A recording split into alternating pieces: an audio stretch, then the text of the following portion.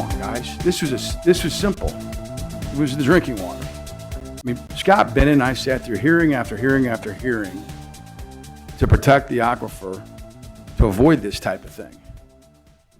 That's State Senator Chapin Rose several months ago during spring session in the conversation about the carbon capturing and whether or not the state of Illinois was going to allow for carbon pipelines to traverse dozens of counties across the state in an effort to capture carbon from, factories and energy producers and then pipe it into the ground, deep into the ground to store it.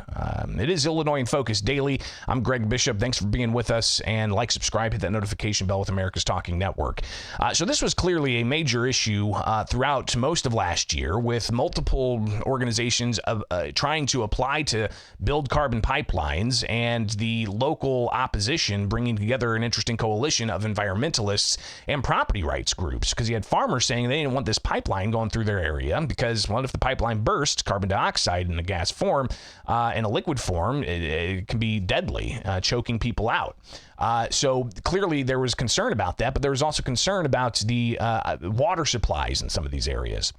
So the project, the Mahomet Aquifer Coalition, the Protect Mahomet Aquifer Coalition, putting out a news release about ADM announcing that it's temporarily paused carbon injections after detecting seepage of brine from a Seconds Deep monitoring well, just weeks after the company was cited for violating the Safe Drinking Water Act for a similar leak.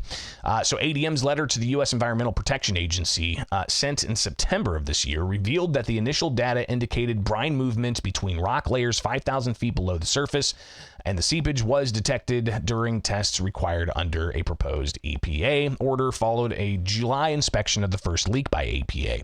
At that time, this coalition said inspectors found carbon dioxide had leaked into areas where it wasn't allowed, and that ADM didn't follow its emergency plan or properly monitor the well as required by its permits. So this was, again, something that was talked about in a Senate hearing back in May.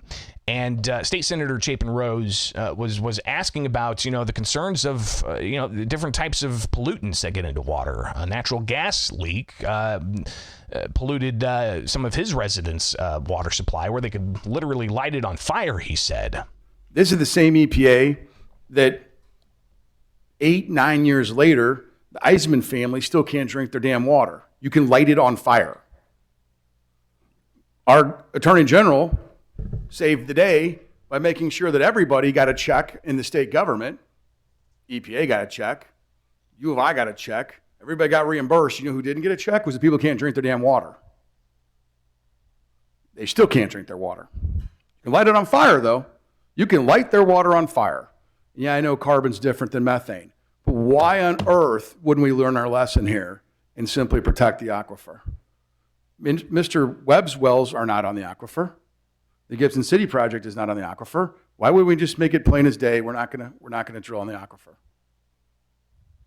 We're not gonna store under the aquifer. So this was during a hearing where you had the manufacturers group and environmental groups coming together on a bill that would put a moratorium on the pipelines that are being built, like a 2-year moratorium for those pipelines to traverse over multiple states and come through central Illinois, going across tons of property in many counties to dump this carbon coming from all over into the ground in Illinois. So that there's a moratorium in place. However, they do have some independent, smaller scale footprint projects like ADM, for instance, that's capturing carbon. They're not requiring a pipeline there, but still they're putting it into the ground. And with this leak that's been reported, raising substantial concerns, Rose saying that he just doesn't trust the government to keep an eye on this. I'm sorry. Government bureaucrats who failed us already are our protection. So, he's frustrated by that. Governor J.B. Pritzker asked about this yesterday because the Mahomet Aquifer in particular, it supplies drinking water for about 1 million people. And if ADM announcing that they had to pause their carbon injection project because of continued leakage around there, how concerning is that? Here's the governor being asked about the ADM leak yesterday during an unrelated news conference. Well, I think that ADM made a good decision to cease operations on their process and make sure that we're investigating and getting to the bottom of whatever the challenge is there.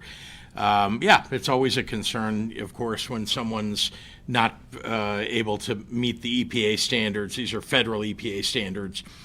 And I think that the EPA has taken proper notice as well. So I'm glad of that. I think that we got to continue to pay attention to it. Fortunately, there's no danger to the Muhammad Aquifer as a result of any of what's gone on at ADM. But still, those concerns about the potential impact to the aquifer or any other sole source drinking water, as you've got efforts underway at the State House to try to curb any type of encroachment on such types of drinking water supplies. So what about those aquifers? What about the Muhammad Aquifer in particular? Again, the governor being asked questions. Well, I think we should do our best, everything, to make sure that we're protecting the Muhammad Aquifer. I'm not sure that bill is the right answer to that. I mean, there are federal regulations already in place, and that was built into the bill that was passed last spring on CCS. So, we've got 2 years here. The whole point of that bill was we're going to put in place a framework. We're going to evaluate as we move forward what the federal government is going to do, because we're waiting for them to come out with some pipeline standards, as well as other work on the regulations around CCS, because this really is relatively new, and Illinois is in an it's an unusual position anyway to take advantage of and make sure that we're reducing emissions using CCS. Again, CCS, carbon capture systems, I think. Again, the governor saying, hey, the federal government's overseeing this, but I'll just revert back to what Senator Rose said back in May. I'm sorry. Government bureaucrats who failed us already are our protection.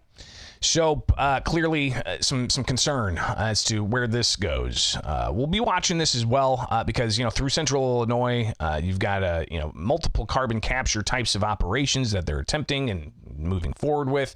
And the idea is to, help capture these pollutants and stuff it into the ground, and possibly in the future they'll figure out a way to use it for energy. But a lot of opposition. And again, it's not just environmental groups that are concerned about it. It's also property rights groups that are concerned about it as well. It was a heated debate during spring session, all throughout even last year, with the filings to build these carbon pipelines being halted and attempts to restart those applications being halted, and then the law saying a 2-year moratorium. But that hasn't stopped the potential pollutants of, isolated carbon capture systems that aren't connected to a pipeline going across the state. Obviously, drinking water, extremely important.